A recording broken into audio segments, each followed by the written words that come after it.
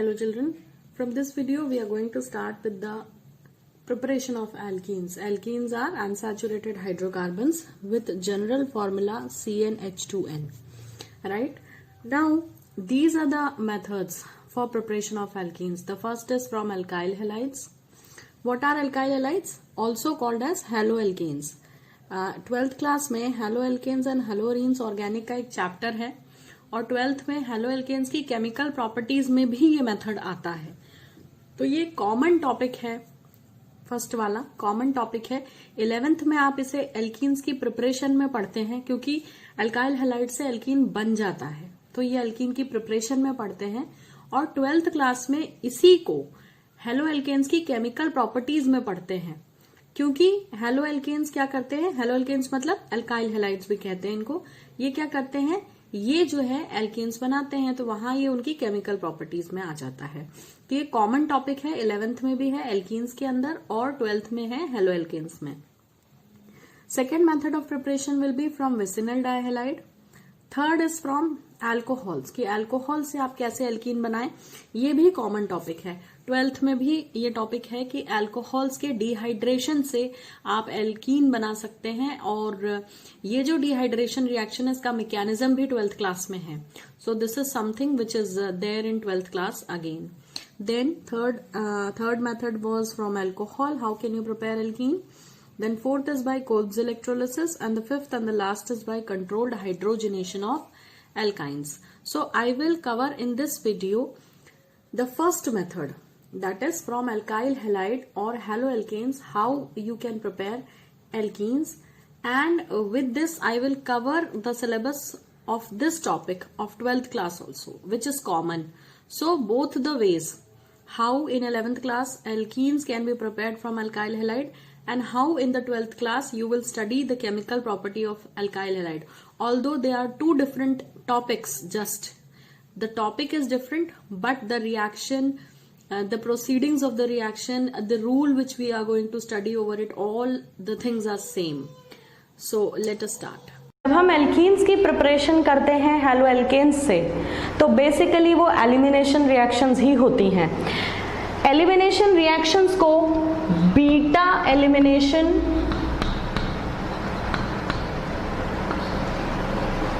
या फिर dehydro halogenation reactions भी कहा जाता है.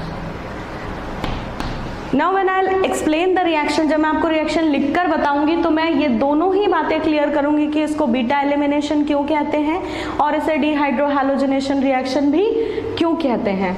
तो अगर हम ध्यान से देखें और एक छोटे से हेलोएल्कीन का एग्जांपल ले लें, CH3CH2X, राइट. यहां भी इस तीसरे हाइड्रोजन को ऐसे दिखा देती हूं मैं. तो बेसिकली ये हमारा हेलोएल्केन हुआ. अगर हम इसमें अल्कोहलिक KOH डालें तो अल्कोहलिक KOH क्या करेगा, एलिमिनेशन रिएक्शन करवाएगा. अल्कोहलिक KOH के अलावा हम NaNH2 यानी सोडा अमाइड भी डाल सकते हैं, बट बेसिकली 11th-12th की किताबों में अल्कोहलिक KOH लिखा हुआ है. एक्चुअली इस रिएक्शन की नीड है कोई एक स्ट्रॉन्ग बेस, राइट. तो कोई भी एक स्ट्रॉन्ग बेस आप लेकर ये रिएक्शन करा सकते हैं. अब ध्यान से देखिए, रिएक्शन को डिहाइड्रो हैलोजनेशन क्यों कहा. बेसिकली जब भी डी वर्ड यूज होता है ये माइनस को रिप्रेजेंट करता है, रिमूवल को रिप्रेजेंट करता है. तो क्या क्या रिमूव करें, हाइड्रोजन रिमूव करें और हैलोजन रिमूव करें, राइट. तो हाइड्रोजन और हैलोजन, अगर इस कार्बन से एक हाइड्रोजन और यहां से एक हैलोजन निकाल दें तो हमारे पास प्रोडक्ट क्या बचता है, एल्कीन, राइट. और साथ में एक हाइड्रोजन हैलाइड मॉलिक्यूल फ्री हो जाता है. So this reaction is basically called as dehydrohalogenation. अब यहां पर एलिमिनेशन किसका किसका हुआ, हाइड्रोजन और हैलोजन का. अब हम एक बड़ा हेलोएल्केन ले लेते हैं और फिर से इसी रिएक्शन को ध्यान से देखते हैं तो हमें बीटा एलिमिनेशन का मतलब और डिहाइड्रो हैलोजनेशन दोनों ही बातें बहुत अच्छे से समझ आ जाएंगी, राइट. तो अब हम एग्जांपल ले लेते हैं. सपोजिंगली 11th में आपने पढ़ा होगा 2-ब्रोमो ब्यूटेन से या 2-ब्रोमो 2 क्लोरोब्यूटेन से जो है एल्कीन का फॉर्मेशन। यहाँ एनसीईआरटी में क्लास 12th में 2 ब्रोमो पेंटेन से रिएक्शन दी हुई है, तो मैं वही मॉलिक्यूल ले लेती हूँ।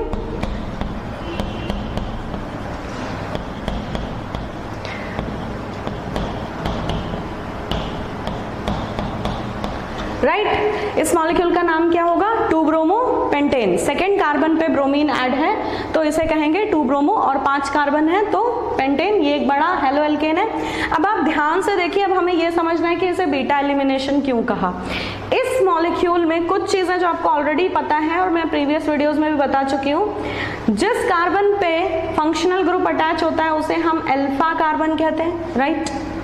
जिस कार्बन से फंक्शनल ग्रुप अटैच होता है उसे हम अल्फा कार्बन कहते हैं, और अल्फा के बाजू वाले को हम बीटा कार्बन कहते हैं। यानी इस मॉलिक्यूल में हमारे पास 2 बीटा कार्बन है, एक लेफ्ट साइड में है और दूसरा राइट साइड में है। तो इसे हम बीटा 1 मान लेते हैं और इसे बीटा 2 मान लेते हैं for the sake of understanding. तो अल्फा से डायरेक्ट ये कार्बन और अल्फा से डायरेक्ट ये वाला कार्बन भी जुड़ा है, यानी इस मॉलिक्यूल में हमारे पास 2 बीटा कार्बन है। और फिर हमें ये पता है कि बीटा कार्बन पर जो हाइड्रोजन प्रेजेंट है वो बीटा हाइड्रोजन कहलाते हैं, राइट। तो इस बीटा 1 कार्बन पर नोट कर लेते हैं, बीटा 1 कार्बन पर कितने हाइड्रोजन है? 2 हाइड्रोजन अवेलेबल है, और बीटा 2 कार्बन पर 3 हाइड्रोजन अवेलेबल हैं। अब इस डेटा का यूज क्या है? फिलहाल हमें क्या करना है? हैलोजन निकालना है। हैलोजन तो एक ही जगह है, अल्फा कार्बन पर। तो हमारा रिमूवल कैसा होगा? देखिए, एलिमिनेशन कहां से होगा? अल्फा कार्बन से निकलेगा हैलोजन, अल्फा कार्बन से क्या जाएगा? हैलोजन, और बीटा कार्बन से क्या जाएगा? हाइड्रोजन, क्योंकि हैलोजन जाएगा किसके साथ? हैलोजन जाएगा हाइड्रोजन के साथ एलिमिनेशन में।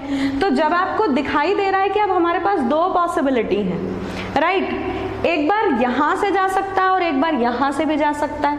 तो इस रिएक्शन में प्रोबेबिलिटी क्या हुई, संभावना क्या है कि 2 तरह के कंपाउंड्स बन सकते हैं, राइट। तो अब ध्यान से देखिए,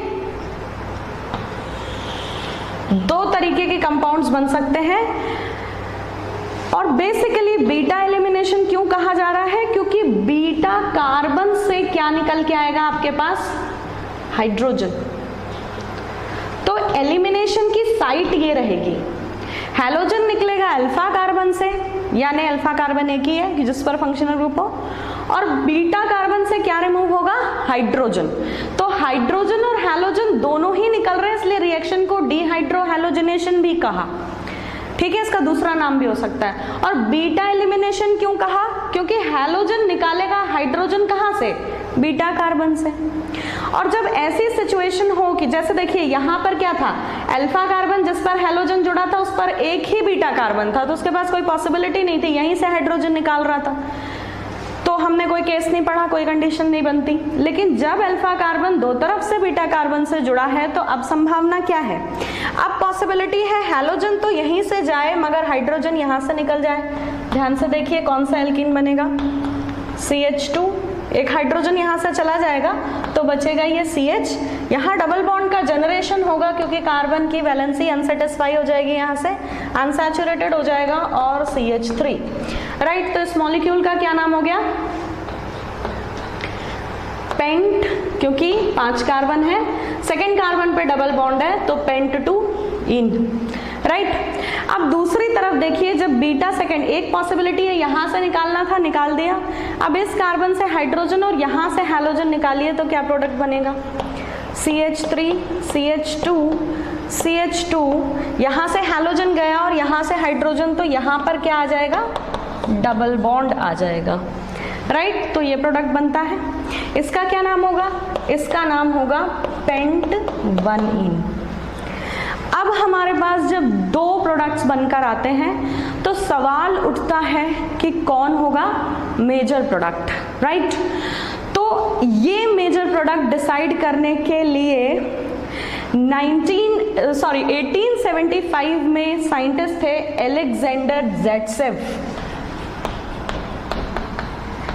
साइंटिस्ट का नाम था अलेक्जेंडर ज़ेटसेव, जिन्होंने 1875 में एक रूल दिया जिसे सेटजेफ रूल कहते हैं, राइट, और इन्हें सेटजेफ भी कहा जाता है, इसीलिए अलेक्जेंडर ज़ेटसेफ को सेटजेफ भी कहा जाता है, इसलिए इनके द्वारा दिए गए रूल को सेटजेफ रूल कहा गया। अब ये सेटजेफ रूल क्या कहता है? ये सेटजेफ रूल ये कहता है कि वो एल्कीन मेजर प्रोडक्ट होगी जो मोर एल्काइलेटेड होगी, राइट। तो मोर एल्काइलेटेड का क्या मतलब हुआ? फंक्शनल ग्रुप देखें, इसके आजू बाजू दो एल्काइल ग्रुप है, राइट। यहां देखिए फंक्शनल ग्रुप ये है, इस पर एक ही एल्काइल ग्रुप है C3H7, तो मोर एल्काइलेटेड कौन हुआ? ये वाला। तो हम इसे कहेंगे कि ये मेजर प्रोडक्ट है। ये था सेटजेफ रूल, और इसे क्या कहेंगे? ये माइनर प्रोडक्ट है। बात यहीं पर खत्म नहीं होती, अभी कुछ चीजें बहुत इंपॉर्टेंट है। बेसिकली जब आपको मेजर प्रोडक्ट डिसाइड करना हो तो एक और तरीके से आप डिसाइड कर सकते हैं इन मॉलिक्यूल्स में, वो ये है कि हमने जब हाइपर कंजुगेशन का कॉन्सेप्ट पढ़ा था प्रीवियस वीडियोस में, तो हाइपर कंजुगेशन में मैंने आपको हाइपर कंजुगेशन का एप्लीकेशन पढ़ाया था कि हाइपर कंजुगेशन की एक बहुत इंपॉर्टेंट एप्लीकेशन है कि वो एल्कीन्स की स्टेबिलिटी डिसाइड करता है, राइट। तो अगर आपको ये कॉन्सेप्ट नहीं पता तो you can see from there, but still यहाँ पर मैं आपको समझा देती हूँ। ये दोनों ही एल्कीन हैं, ज्यादा कौन बनेगा? क्वांटिटी में जो ज्यादा स्टेबल होगा, राइट। तो ज्यादा स्टेबल कौन होगा? मेरे हिसाब से ये, क्यों?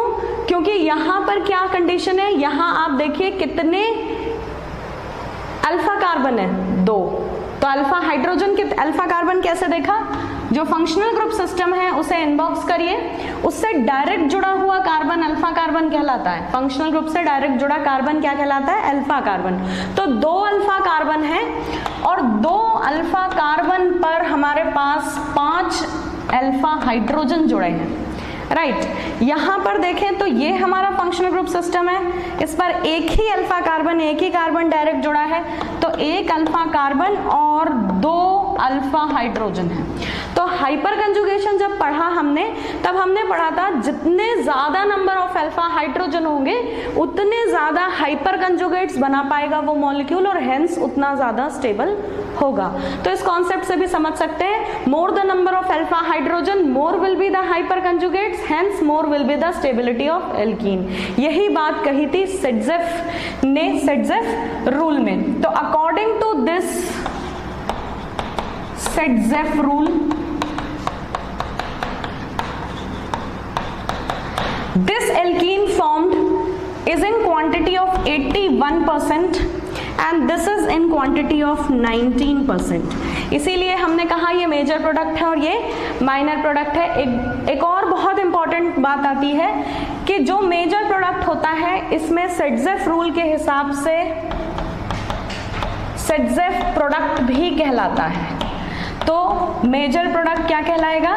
सेटजेफ प्रोडक्ट कहलाएगा, और जो माइनर प्रोडक्ट है नीचे वाला उसे हम हॉफमैन प्रोडक्ट भी कहते हैं, राइट।